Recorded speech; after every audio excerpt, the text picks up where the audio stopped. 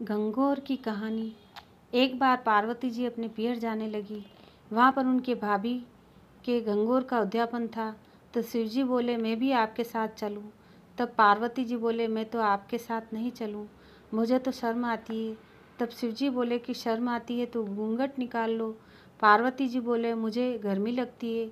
इतना कहकर पार्वती जी पतली ओढ़नी ओढ़कर दोनों पियर जाने के लिए निकल पड़े। जाते जाते रास्ते में गाय उठक बैठक करती थी। जब पार्वती जी बोले कि यह गाय क्यों कष्टी है, शिव जी ने कहा कि इसके बच्चा होने वाला है, इसीलिए यह इतनी कष्टी है। पार्वती जी कहने लगे, इतने दुख हो तो मुझे बच्चा नहीं चाहिए, मेरे तो गांठ दे दो। शिव जी बोले, आगे चलो। आगे गए तो घोड़ा उठक बैठक करती थी। पार्वती जी बोले, यह घोड़ी उठक बैठक क्यों करती है, क्यों कष्टी होती है? शिव जी बोले कि इसके भी बच्चा होने वाला है।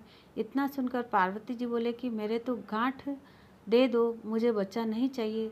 शिव जी बोले, आगे चलो। एक राजा की नगरी में गए तो वहाँ देखा राजा की नगरी के लोग उदास बैठे थे, ढोल बाजे उल्टे पड़े हुए थे। शिव जी ने पार्वती जी से पूछा कि यहाँ सारी नगरी उदास क्यों है? शिव जी बोले, रानी के बच्चा होने वाला है, वो कष्टी है, इसके कारण सब उदास है। पार्वती जी बोले कि बच्चे के लिए इतना कष्ट देखना पड़े तो मुझे तो बच्चा नहीं चाहिए, आप तो मुझे गांठ दे दो महाराज। लेकिन शिव जी ने गांठ नहीं लगाई। आगे चलने लगे तो पार्वती जी बोले, अगर आप गांठ नहीं देते हो तो मैं आगे नहीं चलूँगी। शिव जी ने गांठ दे दी। दोनों पीहर पहुँचे। वहाँ सारी औरतें पूजा करती थी। सब कहने लगी, शिव जी और पार्वती जी आ गए हैं, चलो पूजा करते हैं। सब पार्वती जी को पूजा करने लगी। इधर सब सालियाँ जिमते समय शिव जी से मजाक करने लगी तो शिव जी ने सारा भोजन जीम लिया और बचा हुआ नंदी के लिए ले लिया।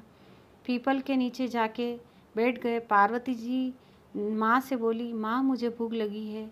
तो माँ बोली कि बेटा सारा भोजन शिव जी जीम गए हैं। तो पार्वती जी ने सूखे बथुए की रोटी खा ली और एक लोटा पानी पीकर अपने पियर से विदा ले लिया। शिव जी बड़ या पीपल के नीचे बैठे थे। वहाँ गई तब शिव जी ने पूछा, पार्वती जी आपने क्या जीमा है? पार्वती जी बोले, जो आपने जीमा है वही मैंने भी जीमा है। शिव जी बोले, नहीं पार्वती जी सच बोलो।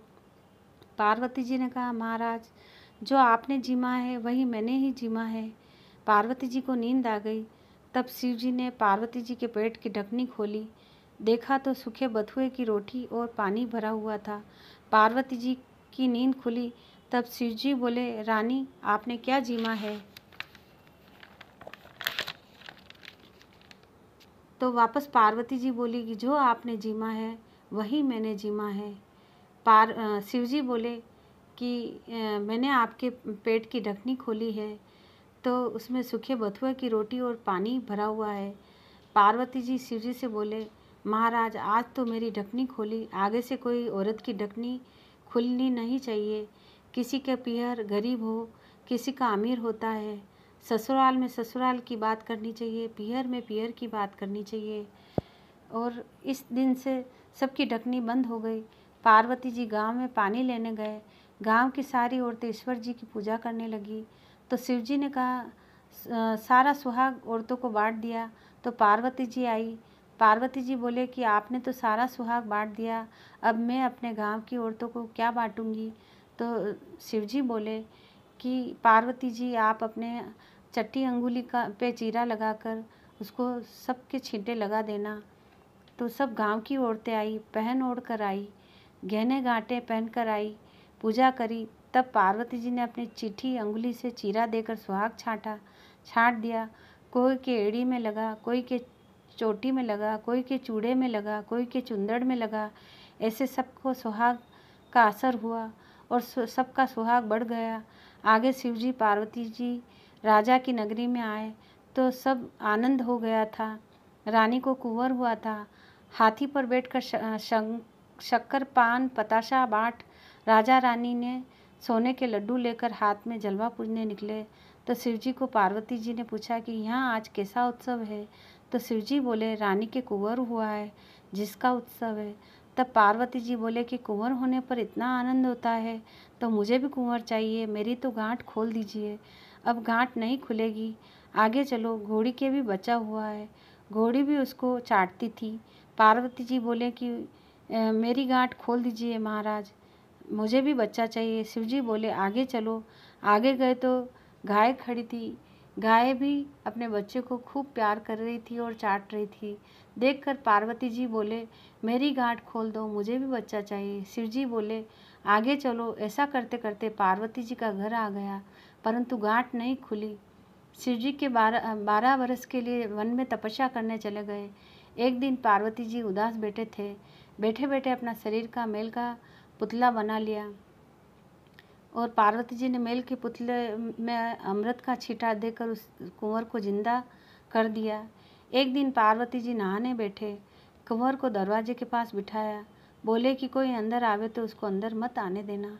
ऐसा कहकर पार्वती जी नहाने गई। इधर शिवजी की तपस्या पूरी ही हुई और वह घर पर आए।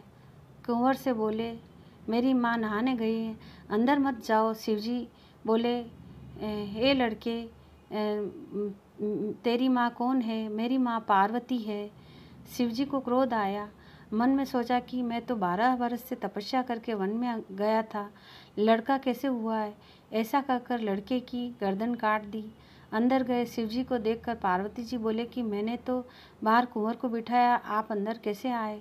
शिवजी बोले आपके लड़का कब हुआ है? मैं तो उसकी गर्दन काट कर अंदर आया हूँ। ऐसी सुनकर पार्वती जी विलाप करने लग गया। शिवजी ने दूत को भेजा। दूत सब तरफ घूमे कि किसी की माँ पीठ पीछे करके और बच्चे को सोई हो, उसकी गर्दन काट कर ले आओ। दूत सब तरफ घूमा परंतु कोई नहीं दिखा। सिर्फ एक हथनी अपने बच्चे की पीठ देकर सोई हुई थी। उसकी गर्दन काट कर ले आए और कुंवर के लगा दी। अमृत का छींटा दिया, कुंवर जिंदा हो गया। पार्वती जी बोले मेरे लड़के को सब चिढ़ाएंगे। तब शिवजी ने लड़के को वरदान दिया कि सब लोग पहले आपके लड़के की पूजा करेंगे। इतना सुनकर पार्वती जी बहुत खुश हुए। तभी से ब्याह शादी और भी काम होते हैं तो उनमें पहले गणेश जी की पूजा होती है।